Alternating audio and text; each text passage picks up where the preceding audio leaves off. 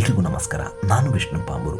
ನಾನಿಂದು ಬಾರ್ಕೂರಿನ ಕತ್ತಲೆ ಬಸದಿ ಪಕ್ಕ ಇರುವ ಶಿವಲಿಂಗವನ್ನು ಹೊಂದಿರುವ ಒಂದು ಸಣ್ಣ ಶಿವನ ದೇವಾಲಯದ ಮಾಹಿತಿ ನೀಡ್ತಾ ಇದ್ದೇನೆ. ಇದರ ಗರ್ಭಗುಡಿ ಮುಂದೆ ನವಗ್ರಹ ಮತ್ತು ನಂದಿಯನ್ನು ಕಾಣಬಹುದು. ಈ ದೇವಾಲಯದ ಕೆಲವು ಭಾಗಗಳು ಎಂದು ಹಾನಿಗೊಂಡ ಸ್ಥಿತಿಯಲ್ಲಿದೆ. ಇಲ್ಲಿನ ವಾತಾವರಣವಂತೂ ತುಂಬ ಶಾಂತವಾಗಿದೆ. ಆದರೂ ಕೂಡ ಬೇಸರದ ಸಂಗತಿ ಏನೆಂದರೆ ಇಲ್ಲಿ ಸರಿಯಾದ ನಿರ್ವಹಣೆ ಕಾಣಸಿಗುತ್ತಿಲ್ಲ.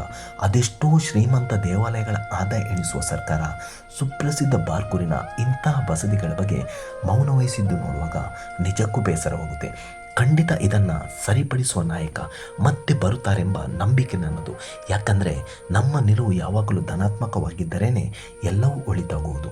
ಪ್ರವಾಸೋದ್ಯಮ ಇಲಾಖೆ ಕೂಡ ಇಂಥ ಐತಿಹಾಸಿಕ ಸ್ಥಳಗಳ ಬಗ್ಗೆ ಮೌನವಾಗಿದೆ ಅಂದರೆ ನಂಬೋಕೆನೇ ಆಗುತ್ತಿಲ್ಲ.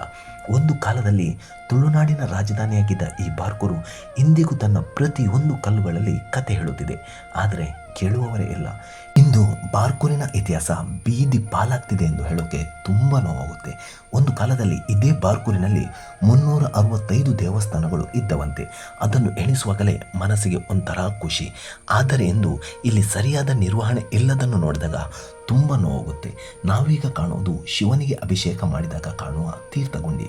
ಇಂದು ಇವುಗಳೆಲ್ಲವನ್ನು ಕಣ್ಣಾರೆ ಕಂಡಾಗ ಅಂದಿನ ಕಾಲದಲ್ಲಿ ರಾಜರು ವೈಭವದಿಂದ ಆಡಳಿತ ಮಾಡುತ್ತಿದ್ದರೆಂದು ಗೊತ್ತಾಗುತ್ತೆ. ಅಂತಹ ಬಾರ್ಕೂರು ಮತ್ತೆ ತನ್ನ ಗತಕಾಲದ ವೈಭವವನ್ನು ಕಾಣಬೇಕು ಎಂಬುದು ನನ್ನ ಆಶಯ. ಬರುತ್ತೇನೆ ಮುಂದಿನ ಹೊಸ ವಿಚಾರದೊಂದಿಗೆ. ಧನ್ಯವಾದ.